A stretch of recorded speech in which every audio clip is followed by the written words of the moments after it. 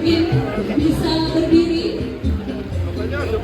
Atas kepada Mas Daryono, calon Gubernur Jawa Tengah 2024.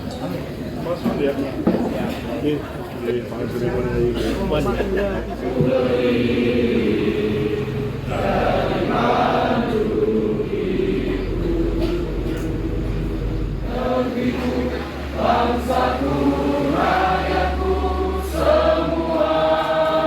Saya berpesan mengenai raga dari singkatan dari relawan Daryono. Kawan-kawan diskusi ya, Jawa Tengah itu masih miskin ya. Di peringkat atau provinsi itu masih kemiskinan menjadi hal yang utama. Kemudian ada ketimpangan antara kota dan kabupaten itu juga masih ada. Nah, teman-teman melihat beberapa nama yang muncul, kemudian mencoba mempelajari profil dari masing-masing calon yang muncul, maka kemudian secara kesepakatan kawan-kawan menambahkan hati kepada Mas Daryono untuk meletakkan harapan ke depan di Jawa Tengah. Kira-kira seperti itu, Mas. Ada. 1, 2. Dia lihat di penjelasan orang dan seterusnya, dengan semua mengikrarkan mendukung saya untuk jadi calon gubernur. Satu hal yang membuat saya hari ini sangat tersanjung dan terharu. Pak Prabowo memerintah saya, dan kamu maju gubernur Jawa Tengah. Siap. Sebelum saya melangkah bekerja kampanye, saya ini merenung. Apakah saya maju gubernur hanya karena diperintah Pak Prabowo? Tentu tidak cukup alasannya. Apakah maju gubernur karena saya pengen jadi gubernur? Tentu pengen itu nggak cukup alasannya. Oleh karena itu saya tuh merenung, mungkin ya seminggu saya merenung. Saya harus menemukan alasan yang kuat sebagaimana Pak Prabowo maju pilpres kalah ping telu tetap maju terus, itu karena punya keyakinan, karena punya alasan yang kuat kenapa beliau harus jadi presiden. Antar daerah ini juga perlu diperhatikan. Mungkin solusi dari seorang Mas Dar ini apa? Ya ini, mau tidak mau, suka tidak suka harus ada intervensi. Miskin itu kan ada miskin ekstrim. Miskin ekstrim itu adalah, katakanlah dia sudah ekstrim miskinnya, dia lapar, anaknya nggak bisa sekolah dan seterusnya. Ya harus dibantu. Cara bantunya apa? Cara bantunya adalah kita intervensi. Aku punya rencana, keinginan ya. Ini sudah dipraktekkan di Malaysia. Orang miskin ekstrim, salah satu cara bantunya anaknya disekolahkan asrama.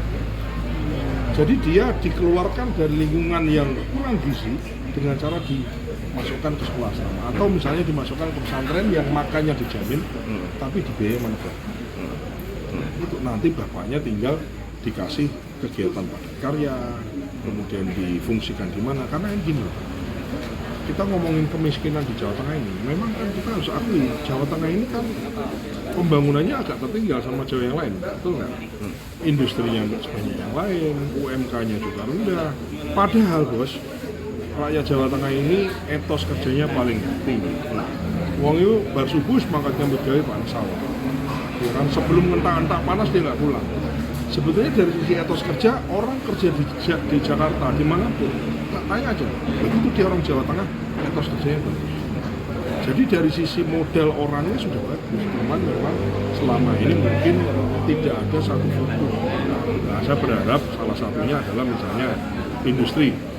Kita ingin Presiden Prabowo nanti bikin hilirisasi pabriknya di Jawa Tengah. Kawasan industri banyak, wilayah banyak, kita harus bangun.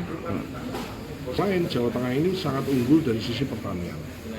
Tapi kan dipersulit urusan kartu tani, dipersulit urusan pupuknya, ya kan.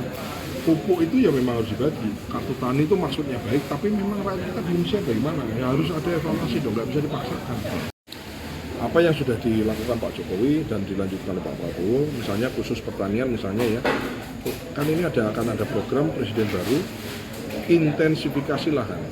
Jadi kalau ada lahan kok ditanduri setahun pisan panennya, maka dia masalahnya apa? Oh masalahnya air, maka akan didrill air, dicarikan sumber air untuk mengairi kawasan ini. Itu sekarang sudah jalan. Bahkan Kementerian Pertahanan nggak harus menjadi presiden, Pak Prabowo sudah ngebor air, tapi untuk minum ya. Tapi yang berikutnya ini nanti kita akan ngebor untuk kawasan pertahanan.